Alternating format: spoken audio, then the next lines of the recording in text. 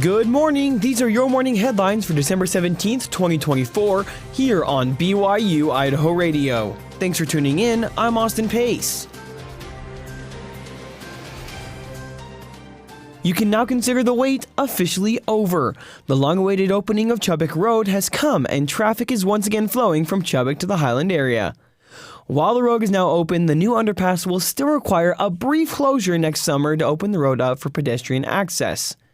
Now that the new underpass is open to vehicle traffic, residents in Chubbuck wishing to travel to the Port Niff Wellness Complex or Highland High School no longer need to be detoured through the Northgate Water Interchange.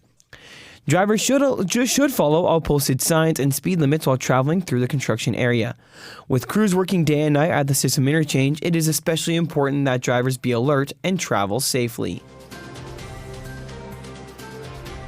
A former BYU-Idaho student is facing multiple charges after allegedly sexually assaulting a teenager at least 80 different times. 22-year-old DeQuaylin Ramon Mallett has been charged with 3 felonies for lewd conduct with a child under 16 years old. In April, a Rexburg police officer was assigned to investigate a report of past sexual assaults that happened in Rexburg from September of 2020 to August of 2021. The victim was 13 to 14 years old at the time, court documents say. Mallett was 18 to 19 years old and was attending BYU-Idaho and was identified as the suspect. Through investigation, the officer learned that the victim had recently told family members about the sexual assaults, and a report was then made to law enforcement. Mallett is known to the victim's family, court documents said, and the officer interviewed the victim and found that there were approximately 80 separate incidents where Mallett sexually assaulted him, court documents said. The assaults reportedly took place in Mallett's vehicle, the victim's home, and at a church parking lot in Rexburg. The victim told police that the assault started in the fall of 2020.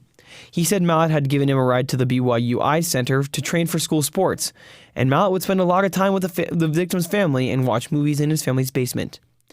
The victim told the police there were times where he was alone with Mallett when sexual abuse occurred. For instance, the victim reported that when Mallett would drive him in his vehicle, he would touch the victim on his leg and groin area, court documents say. There were occasions where the victim tried to stop Mallett, but Mallett would make the teen feel guilty and would continue to assault him. The victim told the officer that he was scared Mallett would find him at home and sexually assault him. He is scheduled for a jury trial on January 31st at 9 a.m. at the Madison County Courthouse with District Judge Stephen Boyce residing. Criminal charges were filed yesterday against a Salt Lake police officer accused of sexually assaulting a woman who he invited over to watch a religious Christmas devotional. 26-year-old Xander Nunler of American Fork was charged yesterday in 4th District Court with rape, object rape, and 2 counts of forcible sodomy, which are first-degree felonies. He also faces 8 counts of forcible sexual abuse, second-degree felonies, aggravated assault, a third-degree felony, and assault, a Class A misdemeanor. Investigators say the two met on the dating app Hinge and communicated for 2 weeks before agreeing to meet on Sunday, December 8th.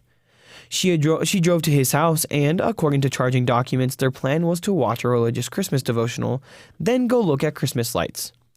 But after 5 minutes, Nunley changed the channel and started kissing the woman. She reported that Nunley was kissing her very aggressively, as if he didn't know his own strength, states a police booking affidavit. When the woman told Nunley he was really strong, his response was, "I like to beat people up." Nunley became more aggressive and took the woman to his bedroom, where he sexually assaulted her despite being told no, the charges allege. At one point, he put his hands around the woman's throat and squeezed to the point she was having a difficult time breathing. Court documents say that throughout the assault, the woman said Nunley was saying things like, "You like it rough, don't you?" Afterward, Nunley told her she'd had a gun right by her head and chest the whole time, which was upsetting to her because in a previous conversation she had told him she wasn't comfortable around guns, the charges state, adding that she saw several other guns in his living room as well. At a hospital, the woman told a forensic nurse that Nunley had bit her neck hard enough to cause bruising. The woman also had other bruises on her body, police said. Salt Lake Police announced last week that Nunley has been placed on paid administrative leave. Thanks for making us part of your morning routine. These have been your morning headlines for December 17th, 2024. We've got more great content for you anytime you want it. Just search for BYU-Idaho Radio on your favorite podcast app. You can also ask your smart speaker to play KBYI 94.3 FM. We're also online.